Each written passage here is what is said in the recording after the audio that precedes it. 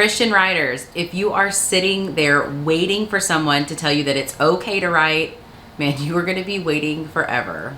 God already called you. That's your permission slip. So today I want to talk about why Christian writers have got to stop waiting and what beautiful things can happen when you finally give in and just do the thing that God has called you to do.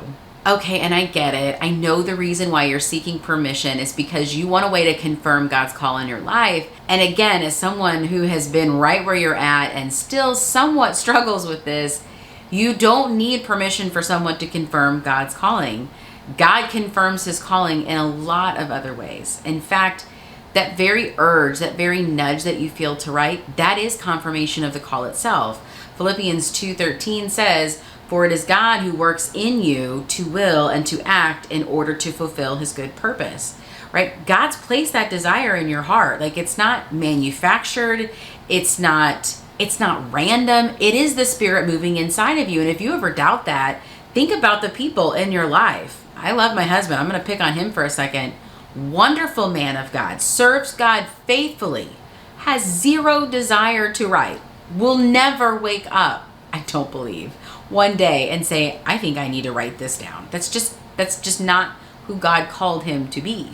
So the very fact that you feel like you need to honor God through your words is a great indication that God's calling you to do so. And here's the truth. God often speaks through a burden rather than a lightning bolt. And this is the one I know that frustrates so many of us because we want that clear sign. We want to lay the sheepskin out. I want an email from God or a certified letter laying out exactly what he wants me to do. But often when God is speaking to us, especially in terms of our calling, he lays a burden on our heart, this sense of urgency that we just cannot shake. And I cannot tell you, and although I'm sure that you feel it as well, just how intense that urge is to sit down at my computer and just write. Like, I cannot shake it. I'm 42 years old and I still can't shake it. And so it's that burden, that longing. Jeremiah describes it as a fire shut up in his bones. That's in Jeremiah 29. And so if there's a holy restlessness inside of you to honor God through your words, that is not self-manufactured. That's a divine burden. And stop looking for the formal ceremony to start. You don't need that. Philippians 2:13, God's already commissioned you to write, so write. You don't need a prophetic word. You don't need a pastoral blessing. You don't need a viral blog post to get started. If you feel that urge to write, I have got great news for you. It's time for you to write. You don't need a ceremony to get going. You've already been called. All right, and here's the truth. If you keep waiting on another human to give you permission, you are going to remain stuck. I love how Isaiah puts it in Isaiah 2:22. He writes, "Stop trusting in mere humans who have but a breath in their nostrils. Why hold them in esteem?" Like, people are finite and they're flawed. They have no idea, nor can they even possibly comprehend the full assignment that God has placed on you. I don't know if you know this about people, but we do a lot of this with our moods and our emotions and our thoughts and our feelings. And so if you anchor your calling on human approval, then your calling is going to do this, right? It's not sustainable. That's why we're not supposed to put our trust in people. We're supposed to put our trust in the Lord. So humans are flawed. They have but mere breath in their nostrils. Stop relying on them to give you permission for your calling. Plus, God's voice has always got to outweigh man's voice because you are going to have critics.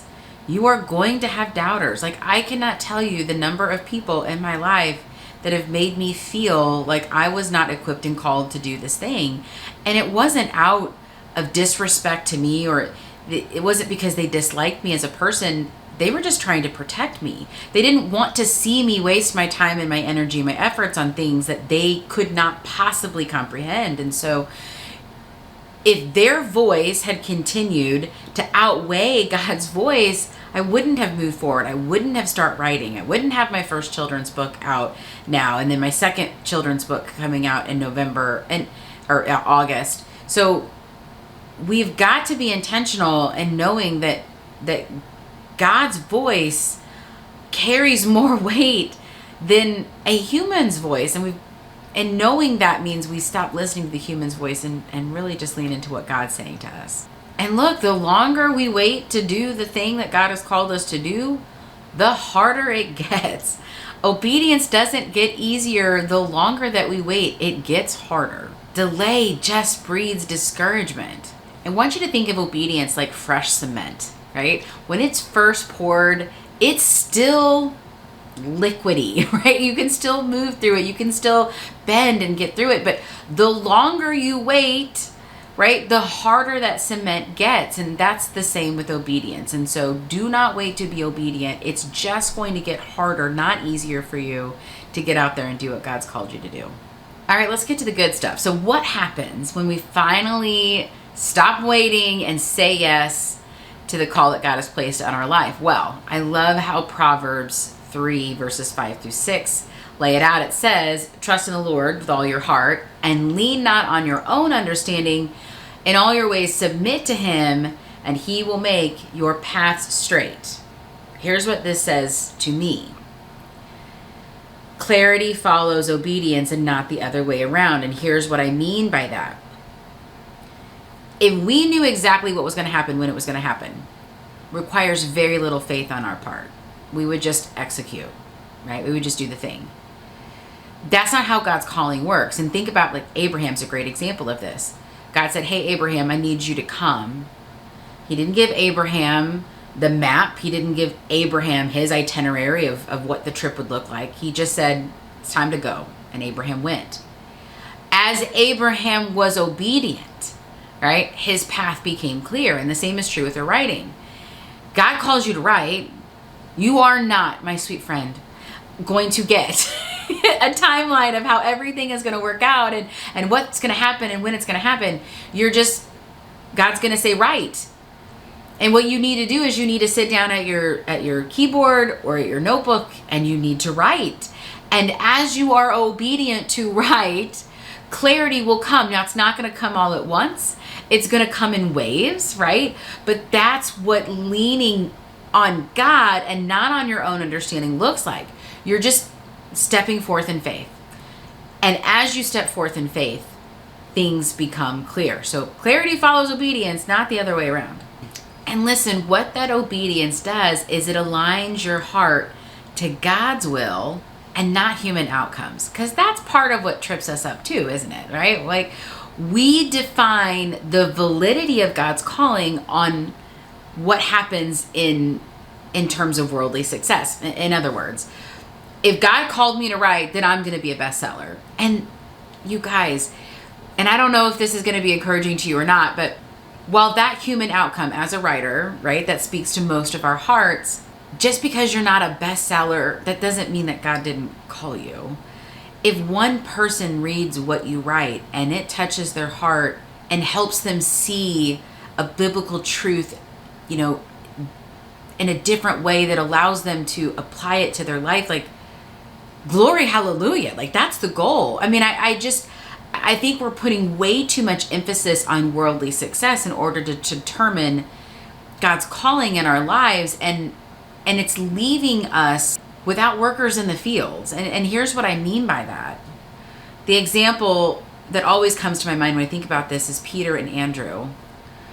As the disciples, everyone remembers Peter, right? He was the bold one. He was the one in the garden. He was the one that walked down the water. He was the foundation that Christ said he was going to build his church on, right? You know, in Acts 2, Peter was the one that boldly proclaimed the gospel in front of the very crowd that crucified Jesus 40 days before. Like, Peter was bold. He seemed like he was so important. And yet, we wouldn't have a Peter without Andrew. Andrew was Peter's brother that faithfully, once Andrew met Jesus, Andrew immediately said, Peter, you got to come with me. You got to meet this guy. I found the Messiah. Some of us are Andrews, some of us are Peters, and we won't know that until we get through to the end of our life. So I guess don't disdain the Andrews.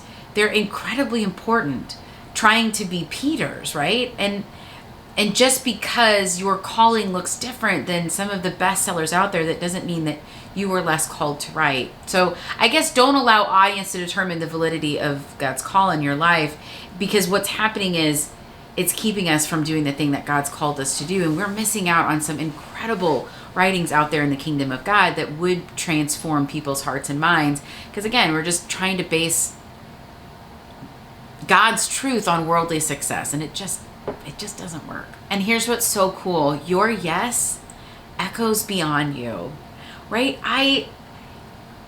Your example of stepping out boldly in God's calling will encourage other people to step out boldly in what God has called them to do. And listen, as I look out in the United States, in the Christian community, if you will, the thing that strikes me as one of the most faith-stunting things that's happening is that people are consuming Christianity instead of doing Christianity. In other words, they go to, a nice church on Sunday, they get entertained for an hour-ish or an hour and a half, and then they leave. And there's no transformation, there's no change, because they're not operating in the calling that God has given them.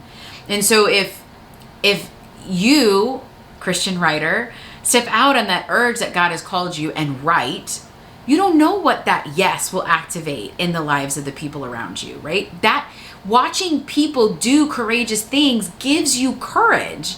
And so I guess what I would encourage you today is do it.